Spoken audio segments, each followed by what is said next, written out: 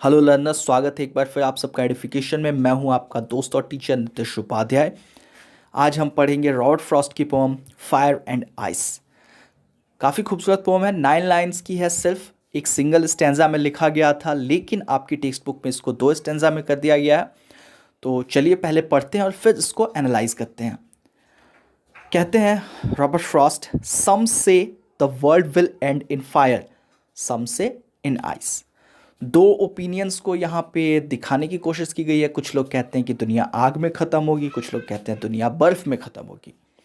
आग और बर्फ़ यहाँ पे सिंबल्स हैं जो कि आगे ये क्लियर भी कर रहे हैं, फायर को डिज़ायर से और आइस को हेट को आइस से, डिज़ायर को फायर से सिंबलाइज किया गया है।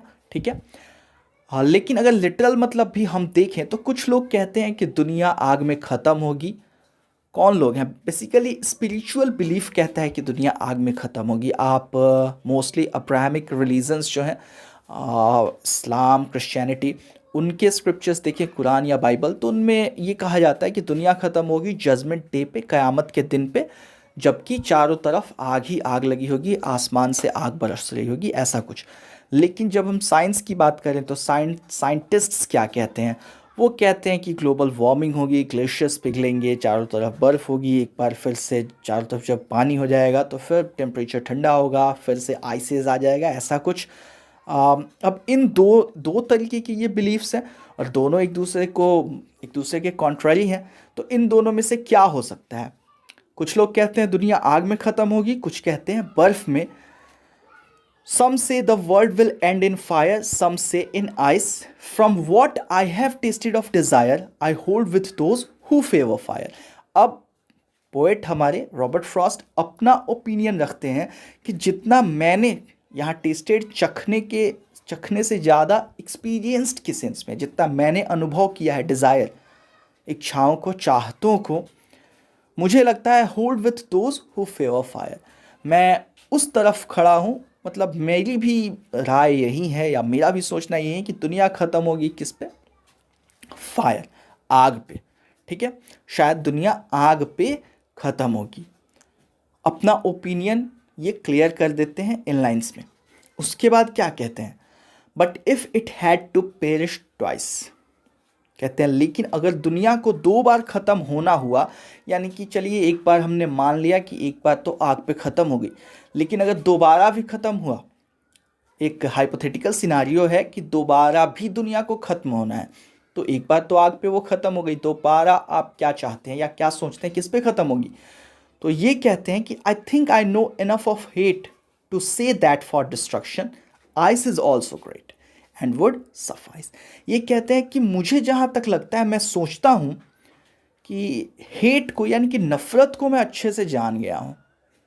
ठीक है, लोगों की झेल के या लोगों से करके ये क्लियर नहीं है, लेकिन मैं नफ़रत को अच्छे से जान गया हूँ और मैं ये कह सकता हूँ टू से दैट, ये कह सकता हूँ फॉर डिस्ट्रक्शन, कि तबाही के लिए आइस इज़ ऑल्सो ग्रेट, तबाही के लिए बर्फ़ भी काफ़ी है, एंड वुड सफाइस, और इससे भी काम चल जाएगा। ये जो लास्ट लाइन में एंड वुड सफाइस कहते हैं, ये काफ़ी आयरॉनिक बात है।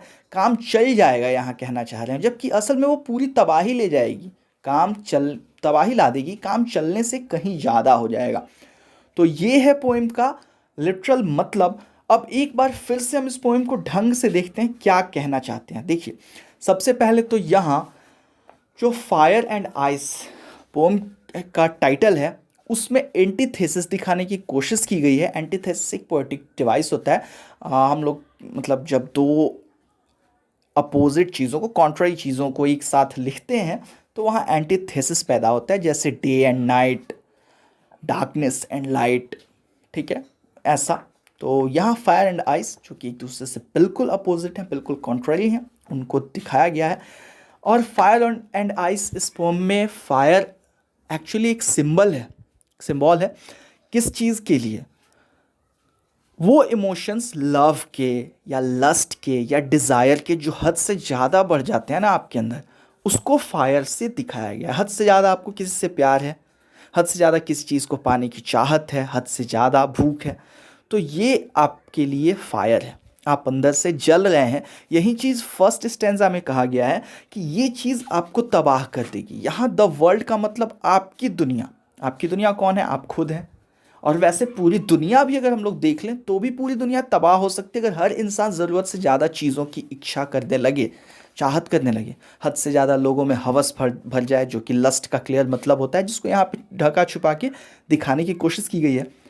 लव आपका हद से ज़्यादा किसी के लिए बढ़ जाए, और हर हर किसी को ज़रूरी नहीं कि जिस चीज़ से हमको प्यार हो वो हमें हासिल हो, तो आप अंदर से जल के राख हो जाएंगे या दुनिया जल के राख हो जाएगी। क्योंकि लोग अनाप शनाप चीज़ें करते हैं आज की दुनिया में। अगर हम देखें तो अक्सर लोग एसिड फेंक देते हैं किसी के ऊपर, या फिर और भी क्राइम्स हो रहे हैं जिनको लोग नाम देते हैं कि मैंने प्यार किया और फिर मुझे वो चीज़, मुझे एक्सेप्टेंस नहीं मिली या मुझे इसका रिटर्न नहीं मिला, तो मैंने ये चीज़ें की। इन्हीं चीज़ों को वो दिखा रहे हैं कि ये फायर है, ये आग है जो जला के राख कर देगी दुनिया को, हमको, सबको। दूसरे स्टैंजा में, जो यहाँ पे एक्चुअली दूसरा स्टैंजा बना दिया गया है टेक्स्ट बुक में, वहाँ आइस के साथ ये कहा गया है कि लेकिन मैं नफ़रत को भी अच्छे से जानता हूँ। अब पहले एक चीज़ आप देख लें कि आइस सिर्फ नफ़रत को रिप्रेजेंट नहीं कर रहा है, ये हर तरीके के कोल्ड इमोशंस को रिप्रेजेंट कर रहा है। कोल्ड इमोशंस क्या होते हैं? हेट्रेड यानी कि नफ़रत, कंटेम्प्ट यानी कि एक तरीके से तिरस्कार, अवमानना, मतलब किसी को हम अपने आगे कुछ समझते नहीं है, हद से ज़्यादा हम हमारे अंदर घमंड, और हम सामने वाले कुछ नहीं समझ रहे तो हम कंटेम्प्ट कर रहे हैं उसकी। ठीक है, तो ये है, और कंटेम्प्ट है, हेट्रेड है, और कोल्ड इमोशंस होते हैं, इग्नोरेंस भी होता है, हम कोल्ड शोल्डर किसी को देना, बिल्कुल उसको ध्यान ही नहीं दे रहे उस पर। तो ये चीज़ें आई से। अब ये भी, अगर आप किसी से, लेट सपोज आपने किससे, आपको नफ़रत है, आपको उससे नफ़रत है, तो आप खुद को ही हर्ट कर रहे हैं। कैसे? आप सोचते रहते हैं उसके बारे में, आपका सारा टाइम खर्च हो रहा है उसके बारे में बातें करने में, उसके खिलाफ षड्यंत्र, कॉन्स्पिरेसीज करने में, तो उसका तो नुकसान हो सकता है, कभी हो, आपकी स्कीम से, आपकी कॉन्स्पिरेसी से, लेकिन फ़िलहाल आप अपना नुकसान कर रहे हैं, आप खुद को अंदर से तबाह कर रहे हैं। और यही सेकंड स्टैंजा में इन्होंने कहा है कि ये हेट्रेड आपको अंदर से तबाह कर देगी और पूरी दुनिया को तो तबाह करेगी। अगर पूरी दुनिया में सभी लोग एक दूसरे से नफ़रत करने लगे, यानी कि आइस हर तरफ हो जाए, तो क्या होगा? तो बस दुनिया ख़त्म है। क्योंकि इस दुनिया को चलाने के लिए कुछ चीज़ें ज़रूरी हैं, जिनमें सबसे ऊपर एक चीज़ है, उसको कहा जाता है पीस, शांति। अंदर से भी होनी चाहिए, लोगों के बीच में भी होनी चाहिए। तो बेसिकली इस पोएम में इसी चीज़ को दिखाने की कोशिश की गई है कि कैसे ये दो इमोशंस हैं, फायर एंड आइस, ये इन दोनों में से कुछ भी अगर ज़्यादा हो जाए तो आपको तबाह कर सकती है, इस दुनिया को भी तबाह कर सकती है। तो ये तो रहा इस पोएम का एक्सप्लेनेशन। अब चलिए इस पोएम को एनालाइज हम लोग कर लेते हैं, क्योंकि एनालिसिस काफ़ी ज़रूरी होता है जब हम लोग पोएट्री पढ़ते हैं। तो अब बात कर लेते हैं इस पोम की राइम स्कीम की। इससे पहले कि हम बाकी चीज़ों की बात करें, तो जैसा कि मैंने आपको बताया था, फ्रॉस्ट ने ये पोम लिखी थी 9 लाइन्स की एक सिंगल स्टैंजा में। तो वो सिंगल स्टैंजा ये है, और इसकी अगर राइम स्कीम हम देखें तो ए बी सी और बी सी बी होगी। इस तरीके की राइम स्कीम को एक ख़ास नाम दिया जाता है जिसको कहते हैं टर्जा रिमा। हालांकि आप लोगों के लिए ये पढ़ना बिल्कुल भी ज़रूरी नहीं है, पर मैं बता देता हूँ अगर आपके काम आए कभी।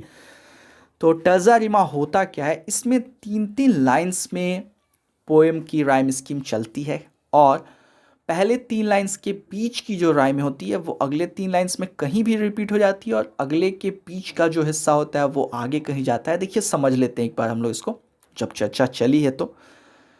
राइम स्कीम तो निकालना आपको आता ही होगा, अगर नहीं आता हो तो मैंने उसके लिए एक वीडियो बना के नीचे डिस्क्रिप्शन में लिंक दिया हुआ है, आप देख लें उसको। फिर एक बार आप यहाँ समझ लें। पहली लाइन का लास्ट वर्ड है फायर। फायर पहली लाइन का लास्ट वर्ड है, तो पहली लाइन के लास्ट वर्ड को हम डिनोट करते हैं ए से। तो चलिए इसके आगे अगर हम ए लिख दें, आप लोगों की सहूलियत के लिए मैंने पहले ही उन चीज़ों को जो राइम कर रही हैं एक दूसरे से, मैंने एक कलर में हाईलाइट किया हुआ है। तो अगर फायर हमारे लिए ए है, तो अगली लाइन का लास्ट वर्ड हम देखेंगे क्या वो ए से राइम कर रहा है। अगली लाइन का लास्ट वर्ड है आइस, जो कि फायर से राइम नहीं कर रहा है। राइम का मतलब ना ताल में होना, ताल में, जैसे ताल के साथ ताल में क्या है, दाल बाल चाल, ठीक है। तो फायर के साथ आइस राइम नहीं कर रहा है, तो आइस को हम डिनोट करेंगे बी से और आगे बढ़ेंगे अगली लाइन के लास्ट वर्ड पे जो है डिज़ायर, और वो किससे राइम कर रहा है, फायर से, और फायर को हमने डिनोट किया था ए से, तो इसको भी ए से डिनोट करेंगे।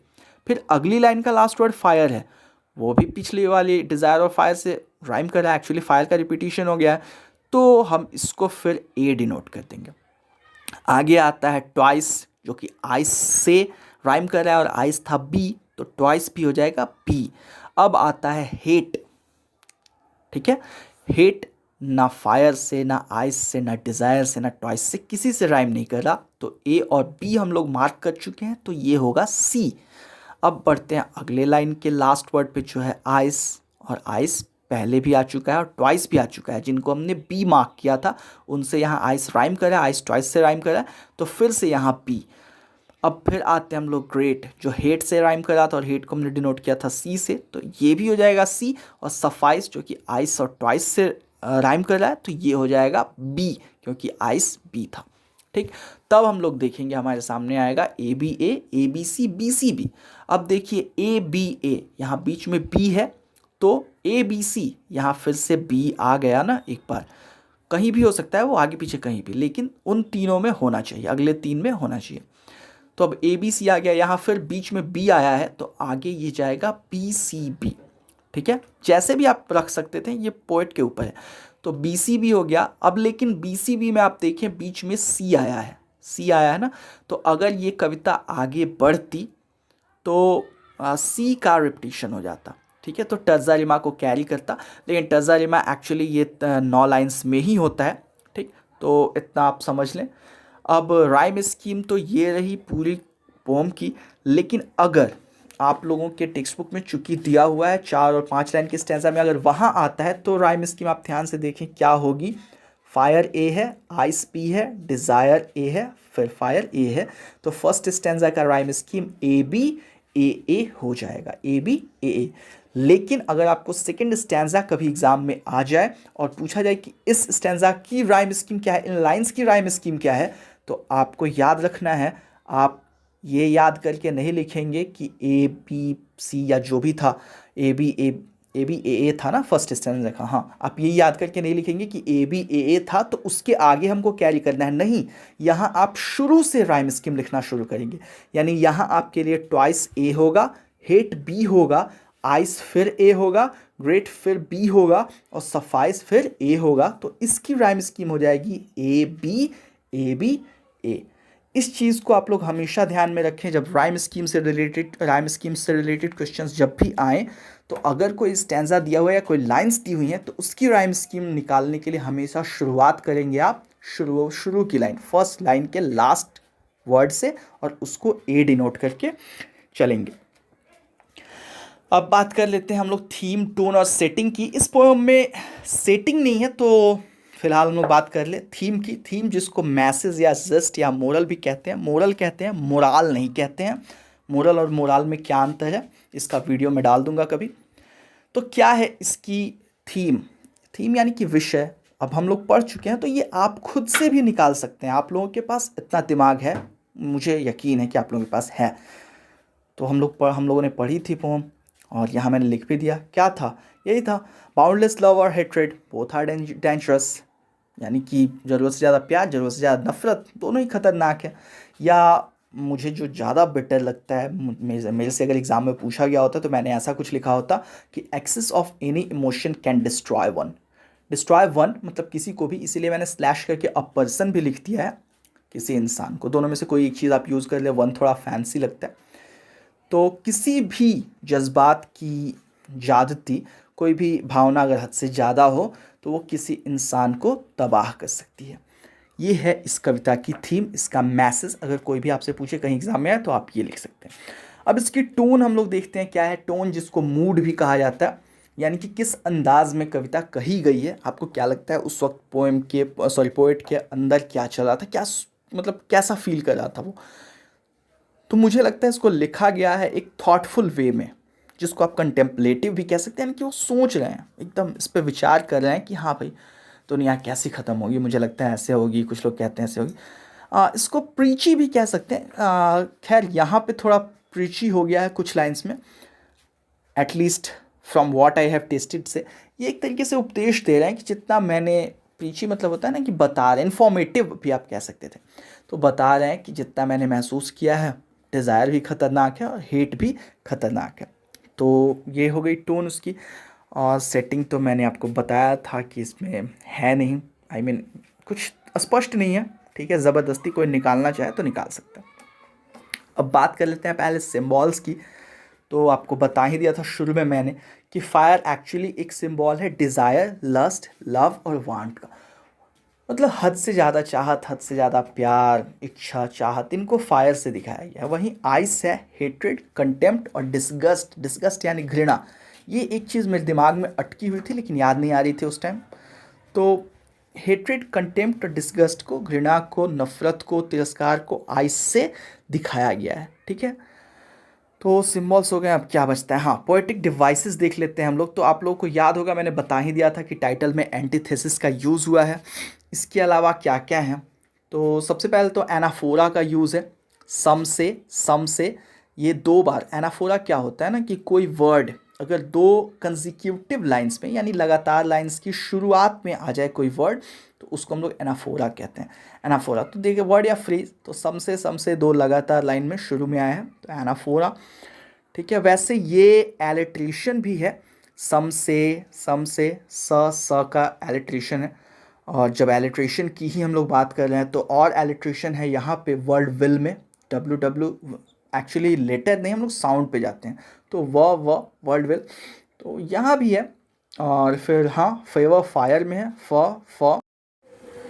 इसके अलावा यहाँ टू पेरिश ट्वाइस में भी आप देख सकते हैं कि पेरिश भले है बीच में लेकिन टू और ट्वाइस आसपास है, और इनका फर्स्ट सिलेबल ट है, यानी कि ट से शुरू हो रहा है, तो इसको भी एलिट्रेशन हम लोग मानते हैं।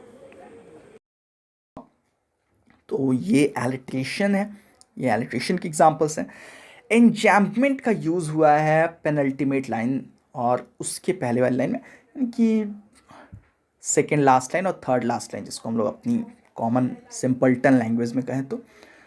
टू से ग्रेट तक आप देखें तो एक सिंपल सा एक ग्रामेटिकल लाइन बन चुका है, समझिए। Actually ice is also great एक कंप्लीट सेंटेंस हो गया है। एंजैम्पमेंट ऐसा ही कुछ होता है, 2 लाइंस जो स्टैंजा में भले ही तोड़ के लिखी गई हों, लेकिन वो दोनों मिलके complete cheese, complete sense they रही हो, ग्रामेटिकली करेक्ट सेंटेंस वहाँ बन रहा हो। तो यहाँ ice is also great, ice carry कर रहा है आगे इज़ ऑल्सो ग्रेट को, एक सेंटेंस बना रहा है, तो ये हुआ एंजैम्पमेंट। और आर्कीटाइप का यूज़ हुआ है, some say the world will end in fire, some say in ice. यहाँ सम से जो आए हैं ना 2 बार, ये आर्कीटाइप इसको कहते हैं। आर्कीटाइप क्या होता है? कोई ऐसी चीज़, कोई ऐसा सेंटेंस, कोई ऐसा फ्रेज़ जो बहुत ज़्यादा रिपीट होता है, हद से ज़्यादा। जैसे आप लोगों ने सुना होगा वंस अपॉन अ टाइम, हर जगह यूज़ होता रहता है, हर कहानी में, लगभग हर दूसरी कहानी में। वैसे ही सम से हम लोग कॉमनली कहते हैं कि लोग कहते हैं या कुछ लोगों का मानना है। तो आर्कीटाइप का भी यहाँ पे यूज़ है, हालांकि 9th 10th 12th में आर्कीटाइप का यूज़ होगा, आप लोगों से कोई पूछेगा नहीं। तो ये हैं पोएटिक डिवाइसेस, और तो कुछ दिख नहीं रहा मुझे। हाँ, इमेजरी का यूज हुआ है यहाँ पे। World will end in fire, एक इमेज क्रिएट करने की कोशिश की गई है, दुनिया चारों तरफ से कैसे आग में घिरी होगी। तो इमेजरी क्या होता है? बेसिकली कोई ऐसी चीज़, कोई ऐसा डिपिक्शन जिसको आप अपने सेंसेस से महसूस करें, इमेजिन कर सकें। आप देख सकते हैं आँख बंद करके दुनिया को आग में घिरा हुआ अपने इमेजिनेशन से। तो यही है, ये पोएटिक डिवाइसेस का यूज़ हुआ है। और क्या कुछ छूट तो नहीं रहा? नो, आई डोंट थिंक कि कुछ छूटा है। पोएटिक डिवाइसेस हो गई, मैसेज, थीम, टोन, सेटिंग, सब कुछ हो गया, एनालाइज हो गई पोएम। तो हाँ ठीक है, फिर ख़त्म करते हैं इस क्लास को अब। अगर आपको ये वीडियो पसंद आया हो तो लाइक बटन ज़रूर दबाएं और शेयर करें अपने दोस्तों के साथ, सब्सक्राइब करें हमारे चैनल को। मिलते हैं अगले वीडियो में, तब तक के लिए stay safe, take care and keep learning.